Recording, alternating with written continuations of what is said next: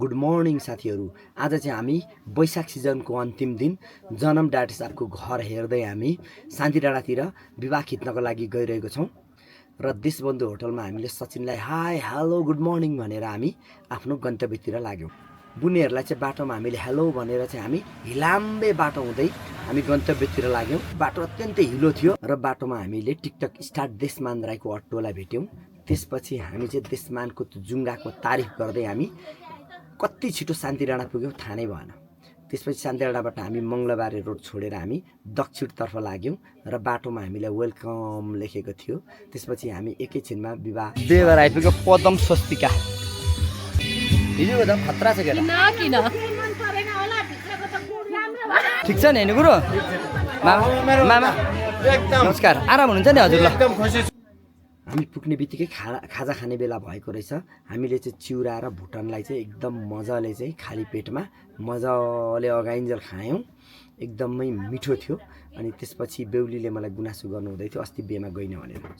टाढा भएर बिरामी थियो। ब्राइडल मेकअप पनि साथसाथमा भइरहेको थियो। त्यसपछि चाहिँ हामी किचन घुम्यौँ। किचनमा एकदम मिठो मिठो खानेकुराहरू बनिरहेको थियो। मटन बनिरहेको थियो होइन। त्यसपछि हामी बेहुला रेडी गर्नेतिर लाग्यौँ। बेहुलालाई चाहिँ सेतो दौरा सुरुवालले एकदमै सुट गरेको थियो होइन। धेरै राम्रो देखिएको थियो। त्यसमा नेपाली खुकुरी त्यहाँबाट टोपी लगाउँदाखेरि र उहाँको जुङ्गाले पनि धेरै म्याच गरेको थियो। हामीले अनुभव गर्यौँ। त्यतिखेर नै बेहुली पनि रेडी भइसक्नु भएको थियो।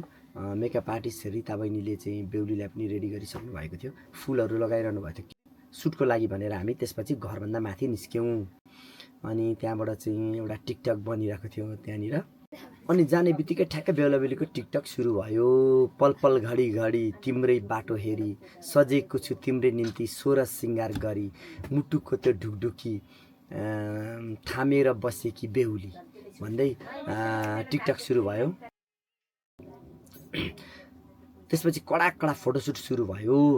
अनि म चाहिँ फोटो खिच्नेमा थिएँ भने रिता बहिनी पोज डाइरेक्टर, त्यस्तै गरेर हाम्रो जनम डाटे साहब चाहिँ भ्लग बनाउनेमा। अनि त्यसपछि हामीले पोजहरू देखाउँदै फोटोसुट पनि गयौँ र हामीले फोटोसुट केही बेरमा मौसम बिग्रेको कारणले हामीले फोटोसुट पनि सक्यौँ। मौसम पनि त्यति अनुकूल थिएन। त्यसपछि हामीले फोटोसुट पनि सक्यौँ। रिता बहिनी चाहिँ अब खाना खाएर घर जानेतिर लाग्नु भएको छ। मटन उहाँलाई एकदमै मन पर्यो, मिठो छ अरे। त्यसपछि बेला बेलीको विवाह सुरु भयो। अनि जनम डाटे साहब चाहिँ एकदम तन मन वचन र कर्मले कन्यादान खिचिरहेको छ। हेर्नु त यहाँनिर हाम्रो जनम डाटे साहबको एकदम सिरियस भएर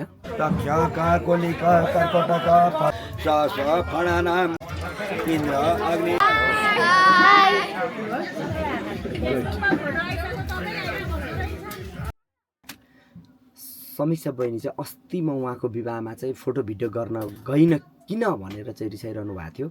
र मैले फोटो भिडियो मात्रै मिस होइन, उहाँहरूको घरमा पाकेको चाहिँ मिठो त्यो मटन र पुलाउ पनि मैले मिस गरेँ जस्तो मलाई अहिले चाहिँ आएर फिल भयो।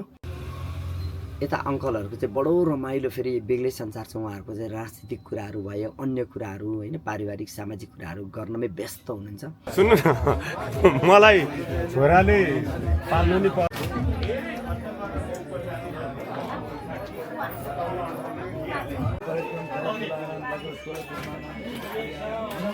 यस सलनमा जग्गा तयार, पुरै तयार। अब बेहुला बेहुली तयार, घडियाल तयार।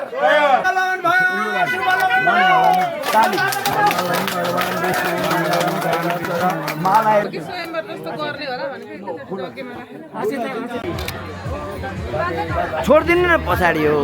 यो पछाडि डिस्टर्ब नगर्दा आफै बाँड्नुहुन्छ।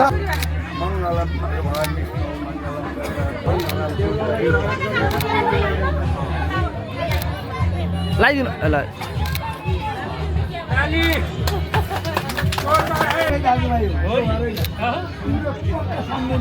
डाक्टर साहब मजाले हान्छ। डाक्टर साहबले यस्तो फोटो त ताली हो लगाइदिनु।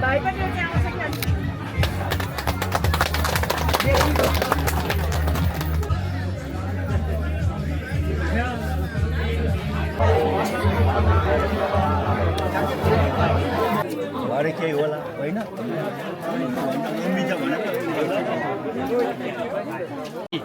धन्य धन्य राणा जी के संग में कौन कौन केड़ी फौज चले तोप चले गोला चले रामभद्र यादव को खाड़ो रामचंद्र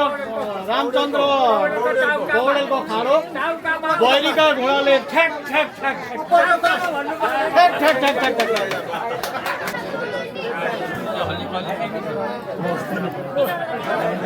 हरि ओम सरस्वती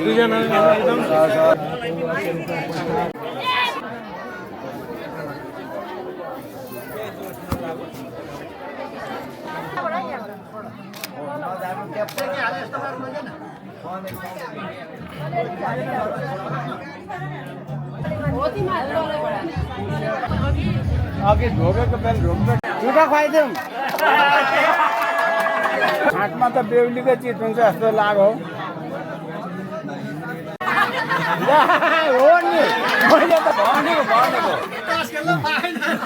मैले त भनेको है भनेको घडी त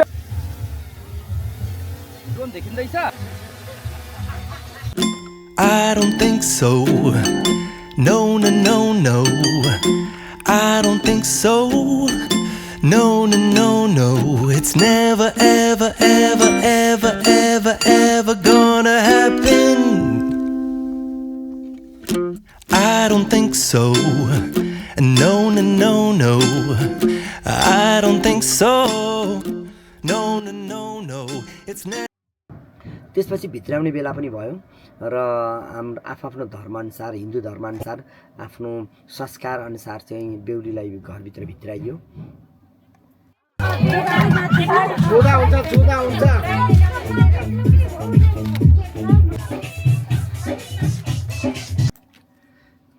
बिहे पनि धेरै बेर खिच्यो त्यसपछि बेलुका भएपछि विवाह पनि सक्यो हामीले चाहिँ बेहुला र बेहुलाई ल ठिक छ गयौँ तपाईँहरूलाई वैवाहिक जीवनको शुभकामना भनेर हात मिलायौँ त्यसपछि बेहुलाको साथीलाई पनि हामीले हात मिलायौँ ल ठिक छ फेरि भेटौँ है साथी हो भन्यौँ त्यहाँबाट हामी टक्क आफ्नो गन्तव्यतिर लाग्यौँ मेरो चाहिँ चस्मा चाहिँ के अरे यो टोपीभन्दा बाहिर रहेछ मलाई आजको हाम्रो मिनी भ्लग कस्तो रह्यो साथीहरूले हेरेर हामीलाई प्रतिक्रिया दिनुहोला धन्यवाद।